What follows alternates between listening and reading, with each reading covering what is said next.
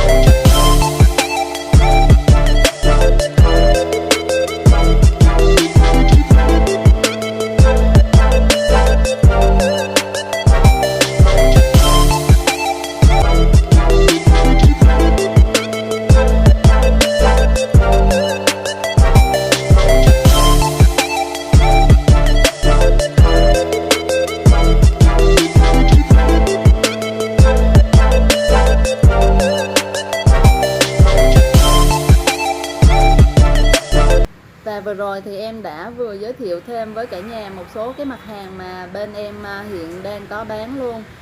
Vậy cho nên cả nhà nếu như mà ai quan tâm tới mẫu sản phẩm nào bên em thì vui lòng liên hệ với em theo số điện thoại em để dưới góc màn hình, hoặc là để lại comment dưới phần bình luận. Em sẽ trực tiếp gọi điện lại và tư vấn thêm cho cả nhà mình luôn. Em xin cảm ơn cả nhà đã ủng hộ Máy Móc Bảo Thi trong thời gian qua, và em hy vọng sẽ được sự tin tưởng và ủng hộ của cả nhà mình trong tương lai được nhiều hơn nữa ạ. Em xin chào và hẹn gặp lại cả nhà mình trong những video tiếp theo. Xin chào, tạm biệt cả nhà. Tạm biệt cả nhà.